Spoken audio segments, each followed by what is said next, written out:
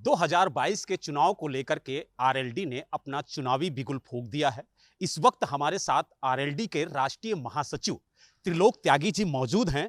त्रिलोक जी, ये बताइए किस तरीके की तैयारी है 2022 को लेकर के, और खास तौर से पश्चिमी उत्तर प्रदेश में जो आरएलडी का कभी गढ़ हुआ करता था। देखिए, ऐसा है कि हमने अगस्त शुरू से लेके 5 अक्टूबर तक सारे प्रदेशों में भाईचारा सम्मेलन किए। हमने 28-30 भाईचारा सम्मेलन किए और लोगों को ये समझाने का प्रयास किया कि भारतीय जनता पार्टी जहां सद्भाव बिगाड़ रही है, हम सद्भाव बनाने का काम करेंगे। आज प्रदेश में सबसे ज़्यादा सद्भाव खराब है, उसको लोकदल ने बनाने का काम किया। 7 अक्टूबर को चौधरी चरण सिंह जी के जन्म स्थान नूरपुर से जयंत चौधरी ने आशीर्वाद यात्रा की। चूँकि अजीत सिंह जी की डेथ के बाद वो राष्ट्रीय अध्यक्ष बने और हमने तय किया कि जयंत चौधरी पूरे महीने जनता के बीच में जाएंगे और आशीर्वाद लेंगे और कहेंगे कि भाई मुझे आशीर्वाद दो और पार्टी को मजबूत करो। ये 7 अक्टूबर को शुरू होकर 30 अक्टूबर को बड़ौत में ये कार्यक्रम ख़त्म होगा। 31 अक्टूबर को हम लोग पटेल जयंती मना रहे हैं लखनऊ में, और पटेल जयंती पर अपना संकल्प पत्र जारी करेंगे, जिसमें हम लोगों से कहेंगे कि हमने ये वादे किए। हमने संकल्प पत्र में एक ऐप बनाया और ऐप के जरिए सीधे जनता से सवाल वो मांगे हैं कि हम किस किस तरह करें, और हमने प्रधानों को भी चिट्ठी लिखी है। ये संकल्प पत्र में हमारा वो सब कुछ हो रहा है कि जो लोगों से सलाह लेकर हम इसको जोड़ रहे हैं। त्यागी जी, अगर बात की जाए तो आपके संकल्प पत्र में जनता से रायशुमारी की गई, जनता के सुझाव लिए गए, और जो प्रधानों को चिट्ठी लिखी गई थी उनसे भी जो सुझाव आए हैं उन्हें संकल्प पत्र में आपने सम्मिलित किया है। यानी जनता के मुद्दों को ही आपने संकल्प पत्र में पिरोया है और उन्हीं मुद्दों को लेकर के जनता के बीच में जाएंगे। जी पक्का, वो हमने तय किया। हम नवंबर और दिसंबर और इस महीने संकल्प पत्र को जनता के बीच में जाएंगे और बताएंगे कि हमने ये संकल्प किया, और उसी को लेकर हम चुनाव मैदान में जाएंगे और उस संकल्प पत्र को बाद में पूरा करने का काम करेंगे। लेकिन त्यागी जी, एक सवाल, लगातार अटकलें लग रही हैं कि समाजवादी पार्टी और आरएलडी का गठबंधन होगा। एबीपी गंगा से खास बातचीत में चौधरी जयंत सिंह ने भी इस बात पर विराम लगाया था कि अभी इसकी बात करने का वक्त नहीं है, हम 2022 की बात है 2022 में करेंगे। तो क्या अब गठबंधन में कोई सहमति बनी है या फिर अभी भी अटकलें वही हैं? देखिए, गठबंधन में हमारी सहमति ये है कि हम 19 में हमारा गठबंधन था और समाजवादी पार्टी से हमारा गठबंधन चल रहा है, सीटों की बातचीत हो रही है, और हम ऐसा गठबंधन तैयार करेंगे मिलकर कि जो 2022 में योगी जी को पुणे गोरखपुर भेज देगा। तो यानी समाजवादी पार्टी से आरएलडी का गठबंधन होगा, ये त्रिलोक त्यागी जी कहते हैं? नहीं, हमारा गठबंधन चल रहा है। हमने कहा 19 में मिलकर चुनाव लड़े, तो 22 के चुनाव में अब हम सीटें तय हो जाएंगी, तब गठबंधन तय होगा, तब ये सब हम लोग कर लेंगे। लेकिन बातचीत चल रही है? बातचीत जारी है, बातचीत जारी है।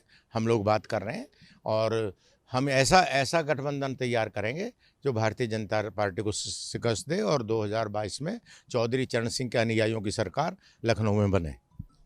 क्या समाजवादी पार्टी के अलावा और अन्य पार्टियों से भी गठबंधन को लेकर के बातचीत चल रही है, या फिर समाजवादी पार्टी से ही आरएलडी गठबंधन करेगी? और लोगों से बात हो रही है, उसमें जो छोटे दल हैं उनसे भी बात हो रही है, महान दल से बात हो रही है और लोगों से बात हो रही है। हम बात कर रहे हैं, और मैंने जैसे कहा कि भारतीय जनता पार्टी को हराने का ही, और भारतीय जनता पार्टी भी अपने ही दल से, उन्होंने जो एक पार्टी है दूसरी, उससे भी वो बात कर रहे हैं जो निषाद पार्टी है। तो ऐसा नहीं है कि मोदी जी भी तो आज 20 पार्टियों को लेकर गठबंधन बनाए हुए हैं। हम भी उत्तर प्रदेश में एक मजबूत गठबंधन बनाकर इनको हटाने का काम करेंगे। लेकिन त्रिलोक जी, जिस तरीके से कृषि कानून के विरोध में किसान आंदोलन चल रहा है, उस किसान आंदोलन को कहीं ना कहीं पश्चिमी उत्तर प्रदेश में आरएलडी भुनाने की कोशिश कर रही है।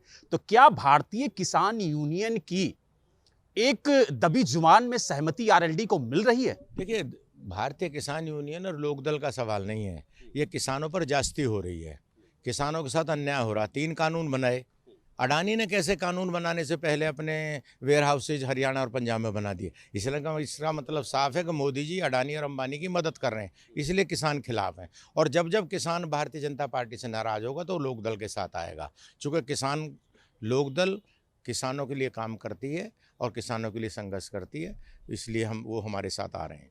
लेकिन त्रिलोक जी, किसान आंदोलन से आम जनता परेशान हो रही है। जैसे रेल रोको अभियान के तहत कई ट्रेनें रोकी गईं, घंटों ट्रेनें रुकी रहीं, उससे आम जनता जो है वो प्रभावित हुई, उसको काफ़ी ज़्यादा परेशानी हुई। सड़कें आज भी जाम हैं, 10 महीने से किसान सड़कों पर बैठे हुए हैं। आम जनता जो एनसीआर की है वो भी परेशान हो रही है। तो क्या कोई बीच का रास्ता नहीं निकल सकता है? क्या बातचीत के जरिए कोई हल नहीं हो सकता? क्योंकि आप तो किसानों के आंदोलन को समर्थन दे रहे हैं। देखिए, ऐसा है, ये जो भी कुछ हो रहा है मोदी जी की तरफ से हो रहा है, ये हम लोग नहीं कर रहे।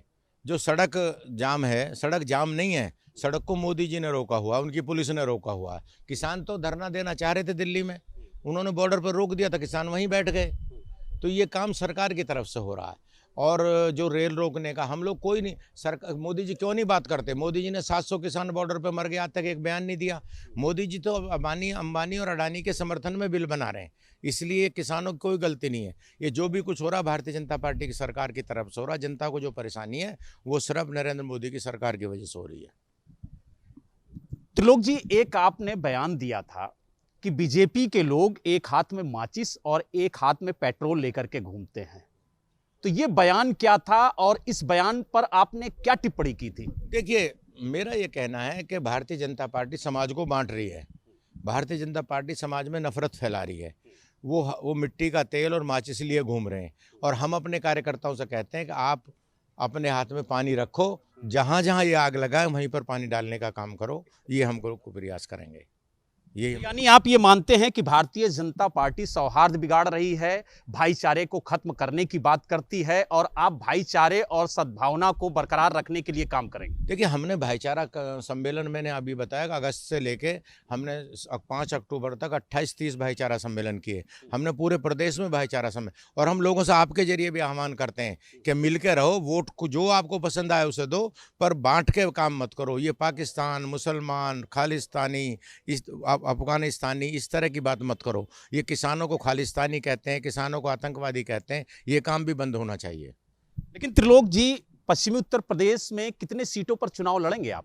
देखिए, हम पश्चिमी उत्तर प्रदेश की सीटों का सवाल नहीं है, हमारा गठबंधन 400 सीटों पर लड़ेगा। सिंबल अलग अलग हो सकते हैं, चुनाव 400 सीटों पर लड़ा जाएगा, सभी को जिताएंगे और हम लोग मिलकर लड़ेंगे। जिस तरह एनडीए बना हुआ है वो भी तो सभी सीटों पर लड़ता है देश की में, यूपी। इसलिए हम ऐसा गठबंधन तैयार करेंगे, वो गठबंधन 400 सीटों पर लड़ेगा और सारी सीट हमारी होंगी।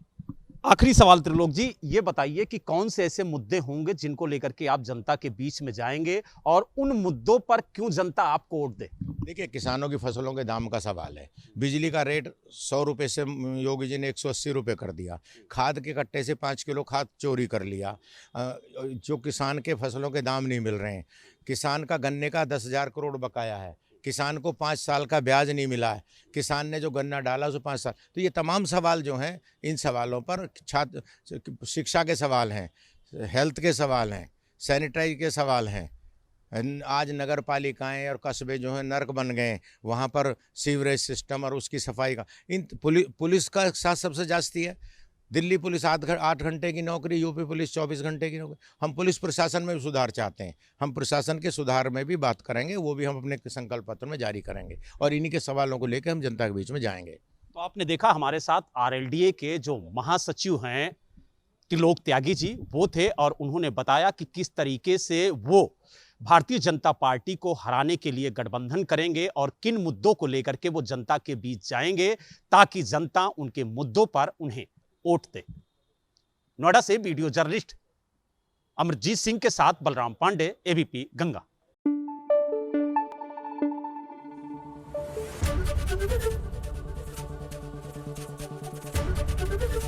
एबीपी गंगा, खबर आपकी, जुबान आपकी।